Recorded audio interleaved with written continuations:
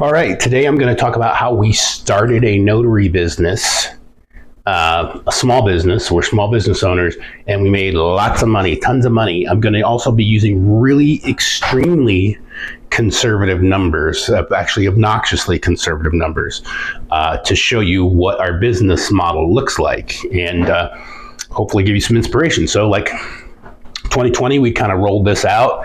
It's kind of gig economy thing, right? A lot of people working from home because of COVID and the propagandemic. And of course, it created, I guess, some opportunity. So we started a mobile notary business. We started as local mobile notaries. And then we progressed from there. We went to doing document preparation in Florida and expanded into an agency, also selling insurance. Well, let me talk about these numbers that we've got going for us. So again, extremely conservative numbers. So with our document preparation, never mind divorces or simplified divorces or doing any of the other number of things, helping people set up an LLC, never mind any of that stuff, just low numbers on a daily basis. We can expect to do 2 ladybirds a day at $175 each, $350.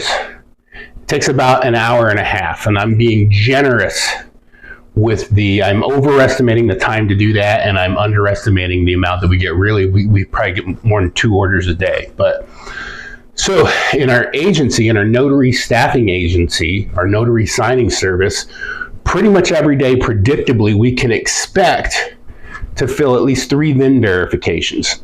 We're going to get other stuff. We're going to get calls to the jail. We're going to get POA to the hospital. We're going to get title companies that want us to have a notary go do a loan signing, right? But never mind that. Day in, day out, we can get 3 VINs a day with an average margin of $100 each, $300. I put 45 minutes for between the call and booking. Again, I'm generous with that time because in reality, we can usually get 1 to 2 a day that auto book through Calendly. We don't even have a conversation with them. We just send a text message out to a notary to get them signed. But so 300 a day, 350 a day here, and then our local mobile notary, the thing that we started with. Let's just say we did 2 a day, $200, 2 hours. There's a reason why I'm only doing 2 a day because I can make more not doing that. But so conservatively, if I only did 2 a day, which again really depends on what I feel like. You know, the weather's nice or whatever. But let's just say I was only doing 2 a day, 2 hours, $200. Still good money. And then I threw this in there. We don't really talk much about our insurance, but if we sold 1 policy every other week, it would take us an hour or less. Be $500 every couple of weeks, so $1,000 a month you can figure in selling a life insurance policy again. But I'm not even gonna. That's nowhere even remotely true. But I just want to throw those numbers down. But so if you look at this here, there's being generous with the time, there's maybe 5 hours of work in a day. You know, Tim Ferriss is a 5-hour work week. I haven't gotten there yet. I'm a 5-hour work day. It's not bad. So 5 hour a day, $850 a day equals $42.50 a week, which equals $221. And then if you factored in the $12,000 in insurance, $233,000 a year. Now that is if I don't work any weekends, don't do any apostilles, don't do any fingerprinting, do all of this at bare minimum. So pretty crazy, right? So, I mean, for me, put this in perspective, I came from the field of nursing where I would work 36 hours a week plus the drive. So if you factored in the drive, which here I'm factoring the drive into my 2-hour time, but if I factored in the drive time, 40 hours a week. So 40 hours a week at they pay me anywhere from $40 to $55 an hour. So I pretty much topped out around $95,000 a year. So to go from $95,000 a year to $230 a year, working less, staying at home, making my own schedule, big difference. So it had a huge impact on our life. So now what we do, and of course we do apostilles and we do fingerprinting and we occasionally work on weekends. So although the volume is definitely less on the weekends. So why do I tell you this stuff? Why am I talking to you about this? Because we started here. So we started here in local mobile notary. And so we, of course, teach local mobile notary. We teach that. We have a class called Notary Jumpstart for 237. And we teach this too, especially for Florida notaries, legal docs. So we have a legal document class. And of course, we teach insurance lead generation. Now, this looks pretty poor, right? Like, hey, you're only selling a policy every other week. You don't know anything about leads. But again, I was just stupidly conservative with that. That's not the case at all. So, so we do teach lead generation. It's the hardest part of that, which is mainly ads, because you can be a local mobile notary without running any ads. You can run ads, but you don't have to run ads. I run ads for my VIN verifications. I don't need to, but I do anyway, just to keep those numbers, to keep the numbers where I want them. I do run the ad to secure that, but I don't have to. In most local mobile notary, you don't have to run ads. You can get vendor contracts, and you can good solid Google listing, and you can run this pretty easy. And then so with this, Facebook ads, Google ads, YouTube ads, that's kind of what we do in that space, and we show people how we do that too. And of course, we show people apostilles and fingerprinting that I didn't even factor any of that revenue into what we're doing here. I didn't factor any of that. It's kind of actually whatever. I just want to give you extremely conservative numbers, because sometimes people have a hard time believing things. So when you see it laid out like that, you can see that, well, okay, yeah, those look like very realistic benchmarks to meet, and they are. And then, of course, all of this, we teach all of it. We package it up all in one thing that we call it our NPA, or flagship Prosperity Academy course. And the apostilles, fingerprinting, everything, it all comes all one package, one bundle. So what do we do now? I said that I have some passive income ideas as well. So what we do now is, let me move over here. Actually, so what we do is we take money that we make, because these are time equals money scenarios. So we're trying to get into the scenario of income producing assets, IPA, income producing asset. What's an income producing asset?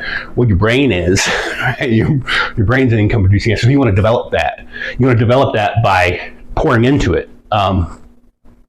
But we have other income producing assets that we have. So I put SaaS companies. SaaS is software as a service.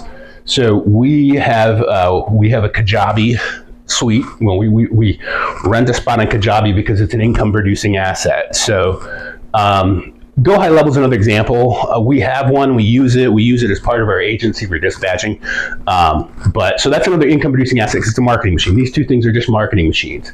And then I put pay per call. So for example, when I talk about the insurance, so we are licensed in Florida, so we really only need and generally generate leads in Florida for our own use.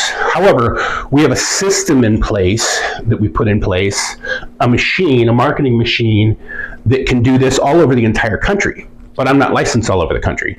I don't want to be licensed all over the country. I don't want to try to maintain all those non-resident licenses. I just don't. I don't want to. So, but I can get calls for all of those. So what we do is we take those calls. There's something called, there are call centers, and they call them, they're buyer networks, basically. So there are people who do want those calls and will pay for those calls. And so these call centers, or these buyer networks, we can route our calls through call tracking to a pay-per-call center, and we can get paid for calls from an asset that we own that just reroute to pay-per-call, and then we just make money when the phone call comes into them. There's certain qualifying criteria, but it's completely passive income that comes in, generally passive income that comes in from Kajabi. And this is a mindset that most people aren't used to, and most people don't think about, and this is why I'm telling you about this. So, and I actually saw this. This is what I call my buyer's list here. So, if you have money, if you got some extra money, well, you could go out and buy cool stuff, like a jet ski. Certainly guilty of doing that. Cool cars, whatever. But if you have money from your business, you can buy. What rich people do with their money is they buy time. What poor people buy is stuff. Ambitious people, hopefully you're ambitious, buy skills. And lazy people buy distractions, right? Lazy people get video games and movies and basically nonsense, right? Gadgets. Ambitious people are trying to improve their skills, so they get courses. They learn how to improve their skill set. And of course, poor people get stuff, right? They got to go out and have more stuff, more cool things, right? They have an Amazon wish list that's 10 miles long. And of course, rich people buy time, right? Which is what we do with our agency. We're buying time. So instead of doing these mobile notary deals where we're getting $200, I'm having somebody else go do it, keeping the spread on it. So that's how that works. So anyway, there's courses for all this. There's links in the description. Very good business model, has worked well for us. It'll continue to work in the future. If it's something you're interested in, check that out. We'd love to work with you. We'd love to help you out. We have helped out a lot of people do this. So why I'm showing you this isn't just to pitch the courses, but it's to give you some inspiration, to give you some ideas as to what's possible, what can actually be done, and how realistic, how feasible it actually is. So that's it for today. Like, subscribe, share. We'll see you on the next one.